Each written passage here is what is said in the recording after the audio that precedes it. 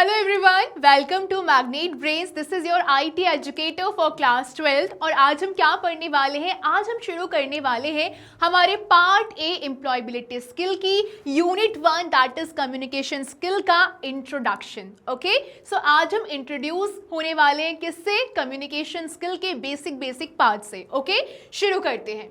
सबसे पहले क्या क्या की कॉन्सेप्ट इसमें कवर किए जा रहे हैं उसको हम देख लेते हैं। सबसे पहले हम शुरुआत करेंगे ये समझने से कि मैम ये कम्युनिकेशन होता क्या है, इसकी ज़रूरत क्यों पड़ी, इसमें क्या क्या एलिमेंट्स होते हैं, ये सब कुछ हम यहाँ पर देखने वाले हैं विथ एक स्टोरी विथ एग्जाम्पल्स। ओके, फिर यहाँ पर हमको 4 की स्किल्स देखनी है जो कि किसका पार्ट है? कम्युनिकेशन का पार्ट है। शुरुआत किससे होगा?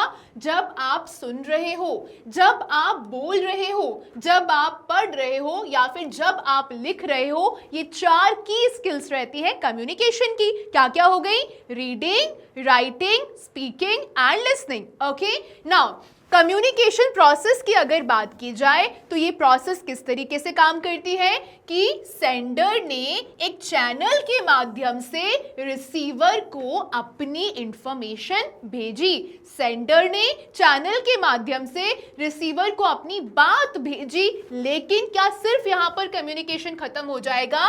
नहीं, हमको कम्युनिकेशन की पूरी साइकिल खत्म करने के लिए फीडबैक की भी बहुत ज़रूरत होती है। फॉर एग्जाम्पल, आपने अपने टीचर से या फिर आपके टीचर ने किसी ने भी आपने अपने टीचर से पूछा कि मैम मैं ना आईटी में ऐसा ऐसा पढ़ता या पढ़ती हूँ, लेकिन मुझे इस कुछ पार्ट में दिक्कत होती है। तो मैम ने आपको सुना, मैम ने आपको समझा, फिर मैम ने क्या बोला कि अच्छा बेटा ठीक है, मैं आपको इस दिन बैठ के पूरा अलग से एक्स्ट्रा क्लास लेके समझा दूंगी।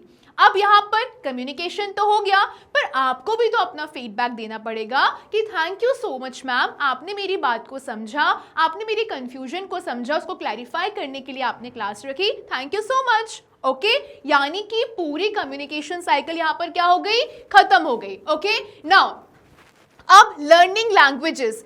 कहते हैं कि आज के समय पे कहते हैं क्या, हम देखते भी रहते हैं कि सिर्फ एक लैंग्वेज से फायदा नहीं होता है। और अगर हम हमारे भारत देश की बात करते हैं तो यहाँ पर इंग्लिश को थोड़ा ज़्यादा इंपॉर्टेंस दिया जाता है। तो आखिर क्यों इंपॉर्टेंस दिया जा रहा है? या फिर हम यूँ कहें कि चलो आपको इंग्लिश नहीं तो किसी को स्पेनिश या फिर कोई फ्रेंच सीख रहा है, तो उसको क्यों सीखना है? ओके, तो उसका इंपॉर्टेंस क्या है वो हम समझेंगे, एंड इंग्लिश का कम्युनिकेशन में क्या रोल है वो हम देखेंगे, और लास्ट में आखिर फीडबैक का इंपॉर्टेंस क्या है वो भी इस पूरे चैप्टर में हम कवर करने वाले हैं। ओके, चलिए आगे बढ़ेंगे। अब शुरुआत करेंगे कम्युनिकेशन क्या होता है। अब एक चीज जो आपको याद रखनी है, डेफिनेशन एक ऐसा टर्म रहता है जो डेफिनेट रहता है, यानी कि इसको आप तोड़ के नहीं लिख सकते कि आपने एक टर्म यहाँ लिख दिया फिर एक टर्म नीचे लिख दिया। नहीं, डेफिनेशन प्रॉपर हम कह सकते हैं कि सेंटेंस वाइज रहती है, ठीक है ना? तो आपको प्रॉपर सेंटेंस में डेफिनेशन को कवर करना चाहिए। ओके, शुरुआत करें अगर यहाँ पर, तो मैं आपको 11th क्लास में भी यही बोलती थी और 12th क्लास वालों के लिए भी यही बोलूंगी कि देखो बोर्ड एग्जाम है, डेफिनेशंस को कभी भी रटने की कोशिश मत करना। अगर रटोगे तो चांसेस ज्यादा हो सकती हैं भूलने की, लेकिन क्या कोशिश करोगे कि आप कीवर्ड्स को पकड़ोगे। जब कीवर्ड्स पकड़ के याद करोगे ना तो वो ज्यादा आसान रहेगा। और कभी कभी क्या रहता है, जब हम कीवर्ड्स को याद रखते हैं तो हम खुद भी डेफिनेशन बना लेते हैं। फॉर एग्जाम्पल समझते हैं यहाँ पर डेफिनेशन क्या है कम्युनिकेशन की। कोई भी आपसे पूछता है कि मुझे ये बताओ कम्युनिकेशन क्या होता है, तो आप क्या बोलोगे कि यार ये तो 2 वे प्रोसेस रहता है। ये हमारा पहला टर्म रहेगा जो हमको याद होना चाहिए। कम्युनिकेशन 2 वे प्रोसेस रहता है। मैंने बोला, आपने सुना, फिर आपने क्या किया? मुझे फीडबैक दिया। तो क्या हो गया?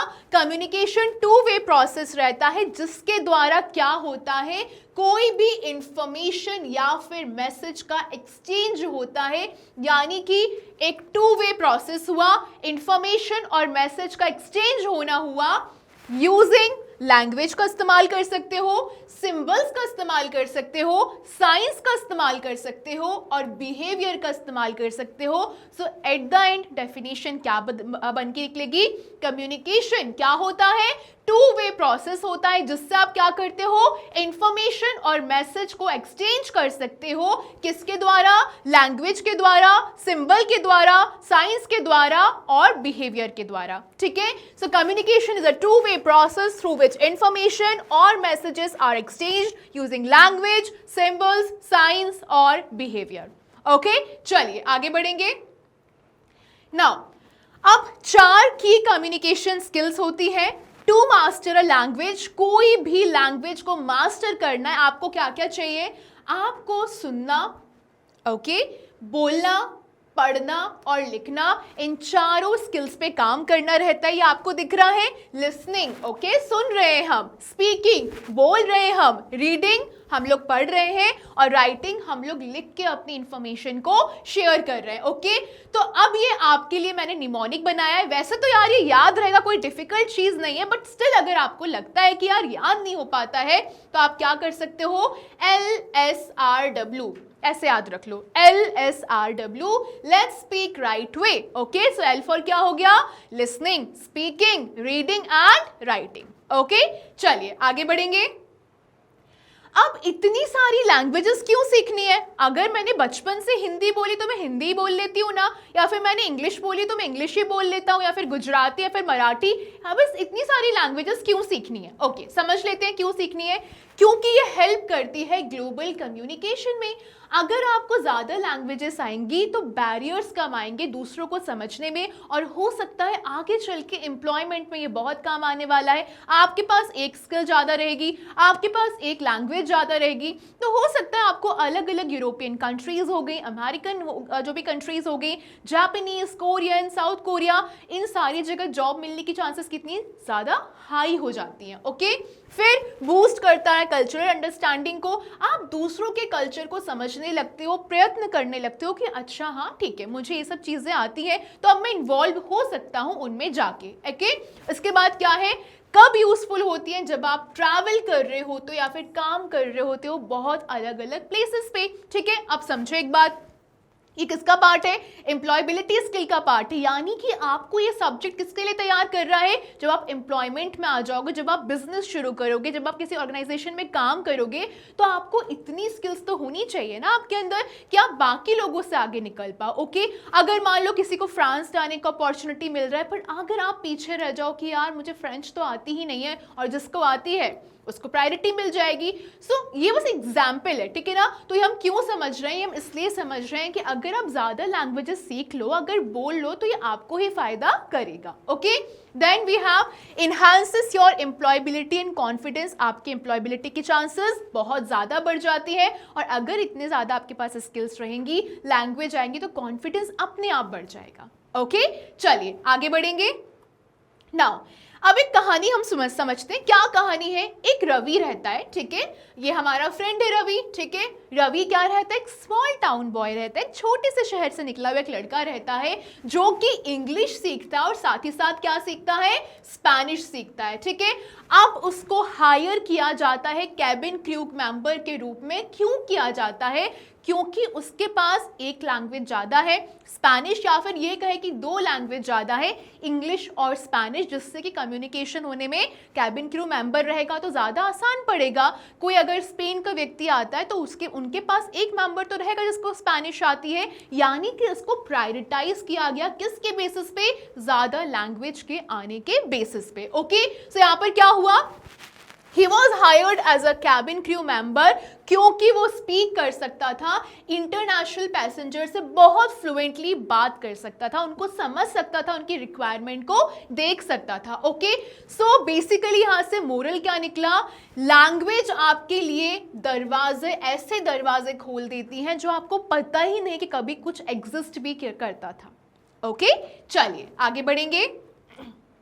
सो लास्ट में आपको इस डायग्राम को बहुत अच्छे से याद रखना है। क्यों याद रखना है, क्योंकि यहाँ पर बेसिकली पूरा कम्युनिकेशन प्रोसेस दे दिया गया है। शुरुआत हम किससे करते हैं, सेंडर से। आप ये मान के चलो मैं सेंडर हूँ, ठीक है, मैं सेंडर हूँ, मैं आपको इंफॉर्मेशन दे रही हूँ, तो यहाँ पर हमने शुरुआत किससे करी, सेंडर से करी। ओके, फिर यहाँ पर क्या हुआ, एनकोडिंग हुई। क्या हुआ, एनकोडिंग हुई। मैंने क्या किया, मेरे मैसेज को आपको तक पहुँचाया, तो ये जो प्रोसेस है वो एनकोड हो रहा है किसके माध्यम से, चैनल के माध्यम से।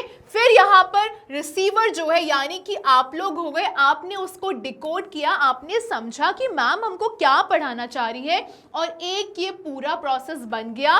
लेकिन क्या ये सिर्फ यहाँ पर खत्म हो जाएगा? नहीं, हमारे लिए फीडबैक भी बहुत जरूरी है। फीडबैक कैसे जरूरी है कि मान लो आपको कोई चीज समझ में नहीं आ रही है, सो हम लोग अभी फिजिकली तो कनेक्ट हो नहीं सकते, तो क्या करेंगे, आप अपना फीडबैक कैसे दोगे, कमेंट सेक्शन में दोगे कि आपको कोई चीज़ समझ में नहीं आ रही है या फिर कोई भी चीज़ आपको अच्छी लग रही है, तो आप इस तरीके से मुझे बता सकते हो, है ना। तो हम लोग इस तरीके से कनेक्ट हो सकते हैं। यानी कि ये जो एक प्रोसेस है वो तो अपनी जगह है, सेंटर है, एनकोडिंग है, चैनल है, डिकोडिंग है, रिसीवर है, लेकिन बिना फीडबैक के पॉसिबल नहीं है। तो फीडबैक तो बहुत इंपॉर्टेंट पार्ट रहेगा किसी भी कम्युनिकेशन प्रोसेस का। ओके, तो आप इसको क्या करोगे, नोट डाउन करके रखोगे। क्या क्या हुआ, एक चैनल के माध्यम से एनकोडिंग डिकोडिंग होती है, किसके बीच में होती है, सेंडर और रिसीवर के बीच में होती है, और साथ में क्या होता है, फीडबैक भी उतना ही इंपॉर्टेंट है। ओके, तो आज हमने क्या किया, आज हमने कम्युनिकेशन स्किल का प्रॉपर इंट्रोडक्शन देख लिया।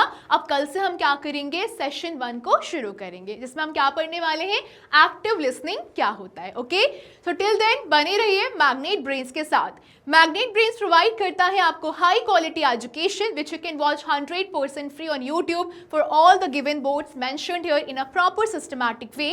और यदि आप ई नोट्स और ई बुक्स को परचेज करना चाहते हैं, डिस्क्रिप्शन में लिंक अवेलेबल है, जाके परचेज करिए। टिल देन पढ़ते रहिए, आगे बढ़ते रहिए। Thank you so much.